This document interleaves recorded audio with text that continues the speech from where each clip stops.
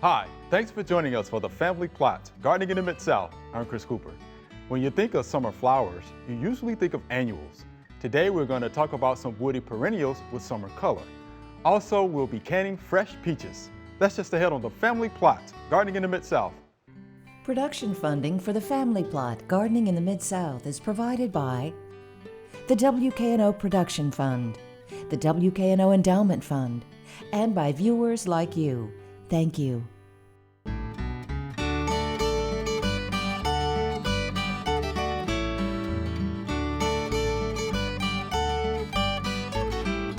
Welcome to the Family Plot. I'm Chris Cooper. Joining me today is Celeste Scott. Celeste is a UT Extension agent in Madison County, and Miss Juanita Jones will be joining me later.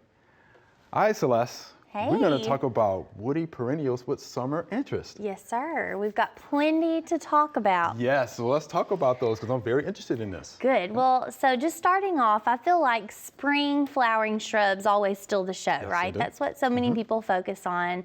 That's the beginning of our growing seasons, right? Things are starting to pop, colors are coming out. And then I feel like once we get into summertime, sometimes we kind of, we get a little tired, a little lax in Yes. our planning. And I just want to make sure that folks know that there are plenty of perennial woody type plants that will come back year after year Good. that will provide some color to our summer landscape. No, that'll be good because again, when we think of summer, we're thinking about the heat, right? Yes. Think about how hot it is. And having to water. So having to water, so right, often we right. associate annuals, annual color with providing that pop of color so in the right. summertime, but they require so much water. right. And once you get a perennial or woody type plant established, they do not require quite as much attention. Oh, that sounds good to me. Yeah. All right, so let's get with the first one. Okay, so do the it. first one that I want to talk about today is Abelia. And we're Okay. kind of starting Like on Abelia. the small scale, right? Okay. And then we're going to work our way up to larger plants. So Abelia can be so versatile. There are some older cultivars. Canyon Creek is one that many people are probably familiar with that really has a beautiful, we'll call it a semi-evergreen foliage. So it's not going to hold that foliage potentially, depending on where you are, in the United States, all season long, but also has a really beautiful bloom right in summertime. We're talking kind of late summertime, so it's starting to set blooms about midsummer, and then we're talking full bloom by late summer. And Abelias are also nice because they can be grown in a wider range of zones. So we're looking at 5 to 9. Good. And then, if you need even more variation, they've got newer cultivars out that are more compact. So we're looking at things like Rose Creek would be an example. Edward Goucher is a really nice compact cultivar that you might want to use in a landscape type situation. And then one of my favorites is what we call glossy Abelia, and it has a darker, shiny leaf. It is actually considered more evergreen than the other semi-evergreen cultivars, and it has huge blooms on it that are fragrant. Nice. And so that is one of my favorites. It's not a compact version, but lots of options with Abelia. Okay. The next one I kind of wanted to highlight is the butterfly bush. So all right. Buddleia, many of you might be familiar with that. And I really love butterfly bush, but sometimes, again, depending on what zone we're in, it can be a struggle. And so this is where cultivar selection is going to be really important. So overall, Buddleias can be grown successfully in zones 5 through 9, but some require specifically like zone 7 or above. So we just have to be really careful when we're picking those cultivars that we're researching the zones that they're appropriate for and making sure that we're picking ones that are going to do well in our areas. And why some of those require at least a zone 7 is because if we get a hard winter, sometimes even in zone 7, we can have some dieback of that above ground portion of the plant, but the roots aren't killed. Gotcha. So, you may see some twigginess from year to year. We have lots of great cultivars. Of course, some of our older tried and trues, we would call them would be Black Knight, that has the really big, dark purple panicle type blooms. Purple Prince and Royal Red have both been around quite a while. It gives you some variation in color bloom options.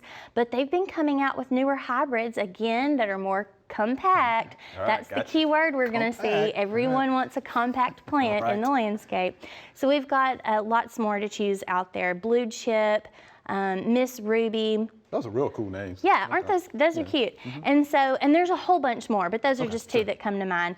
And then this is kind of a neat thing that I wanted to throw in there. There is another hybrid. It's called Orange Scepter, but it is not compact. They have bred this one particularly for its unique color. It has orange blooms. How about that? And there are over a foot long, the panicle blooms, so that's kind of a unique thing to look for there. Nice.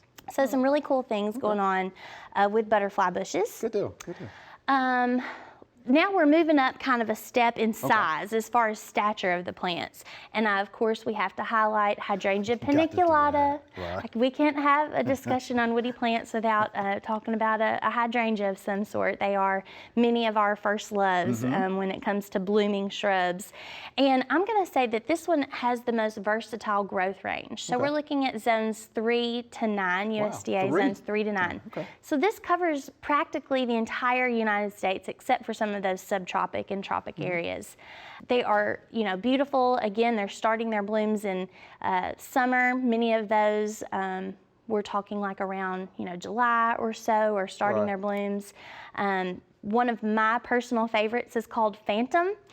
And the bloom on this can be, I mean, bigger than my head, like as large as a basketball in some situations. And they can get so large that occasionally they might need a little extra support. But if we don't do a lot of pruning and we leave some of that woody structure to kind of strengthen from year to year, that can help hold up those heavier bloom heads. But, you know, there are many others to choose from. Limelight's been around forever. Limelight. I gotta have Limelight. Yes, gotta have that. Vanilla strawberry is something kind of new on the market, and I've added it to my garden, and it's doing well.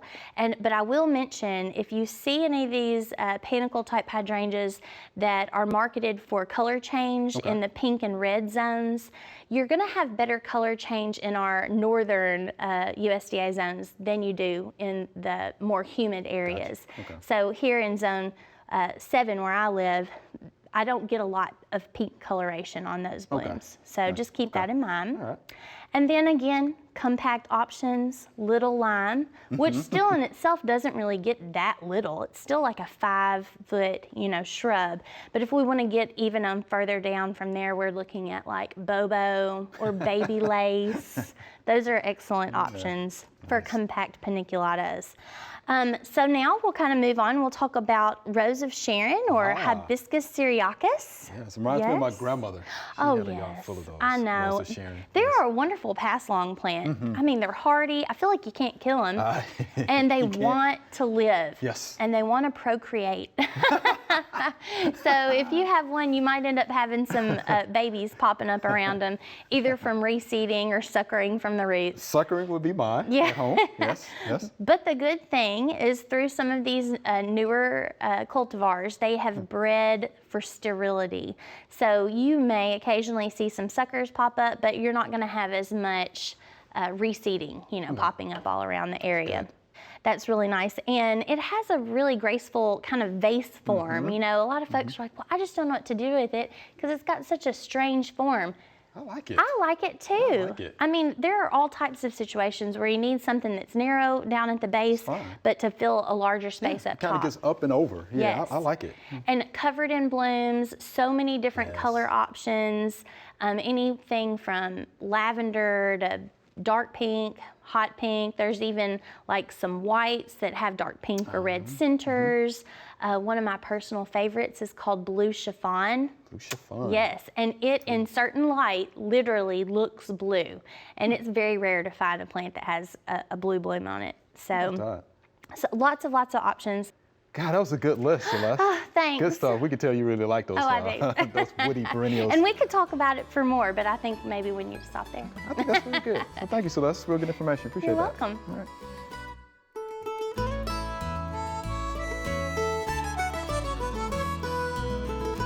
Japanese beetles are here, and here's their damage. And as you can see here, they pretty much chewed this canna leaf in this area right here. They attack over 300 species of plants. They have chewing mouth parts. Again, they're big eaters. So how do you control Japanese beetles? There's a couple of things you could do here. One, I would get a bucket of warm soapy water and just knock them in. or I would use something like horticulture oil or neem oil. Now, there are some other products that you can use, but those products are what I consider to be heavy pesticides like bifenthrin. So if you want to protect those pollinators that are out there, I would use the oils or just get you a bucket of warm soapy water and just knock them in. Hi, Miss Juanita. We have some beautiful, tasty peaches here. Yes, we do. What are you about to do with those? I'm about to can these peaches up for use later on when we get done with the season. The season is usually over, about the 1st of September, middle of September, along in there. So these can be enjoyed year-round, and you get your local product all year from the canning. From the canning? Yes. All right, sounds good. Okay. All right?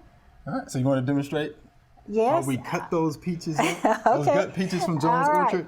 right. The first thing we do, Chris, is to get our jars and make sure the jars are nice and clean and sterilized. Okay. Now, I have taken the liberty to go ahead and fill these, and I wanted to show you what I do with the peaches and how I cut them and all of that. Is that okay? That's just fine. Okay. That works for me. Now, these peaches have been washed, and we want to start out with, of course, clean fruit. Everything has to be very clean so that you don't get any spoilage or anything out of the ordinary in your fruit, and that's one thing that you want to be very careful about. Okay, now I've peeled this one. So this jar I've done quarters, and this jar I've done halves, and I just wanted you to see the difference. And for the quarters, I just cut them like that and put them in the jar, and then when I do the halves, I turn these upside down and put them down one on top of the other. And you've probably done this a million I've done times. it a few times. A few times. Yeah. You're good at it. I can see that. Okay. Then after we do that, we put some what this is called a simple syrup. And the way we do the simple syrup, I've done a medium syrup here, and I use 4 cups of water and 3 cups of sugar. And I put it on the stove and let it come to a boil. Okay. You don't want to put it in when it's grainy or anything like that with the sugar. And so you fill this, and you want to make sure that you have the syrup over the top of your product. That way you don't get the air. The air will cause discoloration. It won't affect the nutritive value or anything. It just is the aesthetics of it. Okay. So you want to make sure that it's it's over the top. Now, why do we put the syrup over the peaches anyway? To give it flavor and to I don't know how you could can peaches without putting just a plain peach in there. I don't think it would give it enough liquid to keep it from turning dark. Right. I Just in believe case it- somebody asks us. Oh, okay. Well, we won't answer questions. That's right. So after you get the air bubbles out, you want to make sure you get as much of the air bubbles out that you possibly can. Then your syrup sometimes will look diminished. So if that happens, you will need to add some more to make sure that you have plenty of syrup. And one of the most important things that you'll ever do in canning, and this is across the board, any home canning or any kind of canning that you do, you want to make sure that these rims are clean, no product, nothing on there of any description, so that it interferes with the sealing process. Now, the sealing process comes from this rubberized around here. Okay. Okay, so what we want to do is to make sure that this seal is all intact on top of the jar, and this kind of curls down a little bit so that you get a good tight seal. So we put this on here, and then we put the band on. Not too tight, right? Not too tight. You just do it kind of where you can feel some resistance. Yeah. And then after that's done, it's ready to go in the water bath. Now, in case we have somebody, Chris, who, and you might not know yourself what a water bath is. Okay. Water bath, you just get a big pot, and you put enough water in so that when you put your jars in, your product in, you make sure that it comes an inch or two over the top. Over the top of Now the you top. want to make sure that it's over the top and not halfway up or anything else, because you want to make sure you get plenty of heat to get the sealing process all the way in. So then we'll do that. We'll put these in the canner. Here we go. This goes in the water bath, and you will notice that the water will not be up very far when you first start. But once you get the jars in, it brings the water up so that it'll come over the top. Now, if you put too much water in to begin with, and you put these jars in, what's going to happen? It's going to come out the top. Right. It's going to overflow for you. So we put this in here, and what we do, Chris, we let it come to a boil. Okay. Let it come to a good boil, and then we turn it down just to simmer, and we cook it. After it starts to boil, you start your timer for 25 minutes. Okay. Okay. So we're ready to look at it and see when it's going to boil. We're going to turn it up, and it comes to a boil. Special delivery. Okay. So you're our big He-Man today. Let's put it on this one because this is more padding on that. Chris, thank you for doing that for me. Oh, no problem. This doesn't have to come off the stove right now, but since we need it over here for you people to look at, I got Chris to put it over here for me. So we're going to lift this up and like this. And you will notice this is something very important that I want you to understand, is the sealing part of this. When you first take it up, you're going to have the top is puffed up like this. Yes, ma'am. That is not sealed yet. And once it cools down and it creates a vacuum in there, it will make a seal. So here we go. That's what they look like when you first take them out. Now, if you'll notice, this liquid is a little bit more clear than this one right here. It's a different variety of peach. And also, this will be a little more like that once it sits for a while. One thing that I wanted to mention also about the sealing on home canned food, it's very important that when you open a jar of something, any kind of well, commercially canned either, if the top is popped up, or if you have any bubbles, or if you have any discoloration, I'm not talking about around the air bubbles, but discoloration of the total product or something like that, throw it away. Do not use it. Botulism, especially on like green beans or something that's not acidified, when you get away from the acidified foods, the botulism is more prevalent. And I don't want to frighten anybody about home canned foods, but that is something that you need to be aware of. And I've eaten home canned foods all my life. And if you want to say I'm 80 years old, that's fine too. And I'll let you say that. I've never been sick off of it. But I would suggest that also if you have something like that's not acidified and you have the discoloration and you have the tops popped up like that, throw the whole thing away, jar and all. Yeah, because we don't want anybody to get sick. No, we don't want anybody to get sick. And home canned foods are perfectly safe if you follow the simple guidelines. And what you've seen today has been a very, very simple process, and it's very safe. This has been an acidified food, and like I said on the front end, that's the reason we did not pressure these. When you have fruit and you have the acid already, then botulism doesn't grow in that. So the reason you do the pressure is to bring the temperature up enough so that it kills any of the spores or anything in that. So this is perfectly safe to do it like this. Ms. Juanita, we appreciate that demonstration. Oh, thank you much. It's my pleasure. Okay.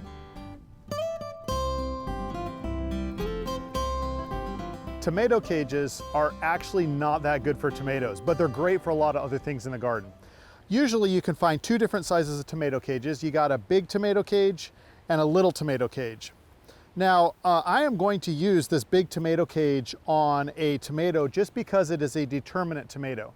If you have an indeterminate tomato, tomato cages just don't work. The tomatoes get way too big. I want to make sure I push it in far enough so that the tomato will grow up into the cage. It might take a little bit of work here. That's probably good. And so it'll come up and fill out. Now I'm going to go ahead and use my favorite use for the tomato cages is to put them on peppers. Peppers can be kind of fragile and blow over sometimes, but with the tomato cage, it reinforces it so it's not going to do that. So we'll use these smaller cages on the peppers. Then something else you can use tomato cages for is for vegetables that climb. So you can use them for beans, cucumbers, anything like that. I'm going to use them on these green beans here. Now these are pretty big, so I'm going to not probably push it in quite as far as I would otherwise. I'll put one right there, and I got another cage, I'll put it right here. There. Now the beans have something to climb. So those are some things you can do with tomato cages. All right, Celeste, here's our Q&A segment. You ready? Yes. These are great questions. Yes. All right, so let's start with the very first viewer email. Okay. I have found this growing in my yard. I am pretty sure it is a weed. I've pulled it out and have gotten poked by the thorns and my skin itches after. Can you help me identify this? Thank you. This is Cherie in South Haven, Mississippi. So Celeste, can we help her with the Yes. identification there? I think we can. Oh, I think we can. So this is, what do you say, wild blackberry possibly? I think so. I'm thinking that's what we're looking at there. Yeah, so what I looked at first was pretty much the leaves. It has the pinnate venation, right? So that lets me know that it's in the bramble family. So then it has thorns. Yes, and I know this all too well because we, my family recently went and picked wild blackberries. So I can tell you with confidence that that picture was a blackberry. It's a blackberry. So would you encourage Cherie to keep it? Well, I mean, yes, she could, definitely. You know, wild blackberries tend to have much smaller fruit on them Yes, they do. than some of our newer varieties that we have out there on the market. And also, they're very thorny. And so there's newer blackberries that are available that are thornless. Thornless. And have bigger Yes. berries. Yes. So just depends on which direction she wants to go. I'd leave that up to her. Okay, but we'll leave that to you, Cherie. But yeah, thornless, bigger fruit. Sounds good to me. Thank you for the question. All right, here's our next viewer email. Last year, I planted zucchini and cucumbers in large containers. This spring, an odd weed began to grow in each pot. I left it alone to see what it would do, and now it's actually pretty. Can you tell me what this is? And this is Lynn from Dresden, Ohio. So she let it grow, and now it's pretty. I tell folks all the time, they're wildflowers, right? Nature Yes. wildflowers. So what about that ID? You know what that is? mullein? So I think that is. And I see it all the time. I live across from a wooded area, so it kind of grows, in that area. They're pretty though. They are pretty, and we kind of joked about them last year with COVID, and we're calling them the toilet paper plant. Yeah, I remember you saying that. Yeah, they're soft and fuzzy, Yeah. and could be used for a multitude of things. But no, yeah, they really can grow into an attractive plant, Yeah. and eventually will bloom Yeah. if you leave them there. Yeah, it's a biennial. Yeah, it pretty much blooms in the second year. Yeah, but beautiful yellow flowers, I think they are. Oh no, like a big Yeah, tall big stalk. tall stalk. Yeah, so it's pretty nice. I like the little fuzzy, the woolly hairs on the leaves. I think are pretty cool. So thank you, Lynn. How about that? She actually thinks they're pretty. Yes. That's pretty good. All right, so here's our next viewer email. A white fungus has sprung up overnight under my chestnut tree. This is the first year I've seen this, and the tree is healthy now and heavily in blossom. Is the fungus something that will damage the root system of the tree? If so, is there a treatment? This is Jamie. Now, we talked about this a little bit, right?